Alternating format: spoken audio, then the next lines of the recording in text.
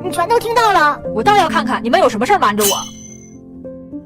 你们到底是谁？我从来没有见过你们，为什么你身上会有我的照片？主人，我们是你的猫啊！不说实话，你们现在就给我滚出去！主人，你知道现在是哪一年吗？2020年呀。你失忆了。主人，你抱抱我嘛！啊，你是谁呀？主人，你不认识我了吗？我从来没有见过你，快从我家里出去！主人，别赶我走，那是你忘记我们的第一天。哎，你这个小猫怎么还跟我回来了？因为这里是我的家呀。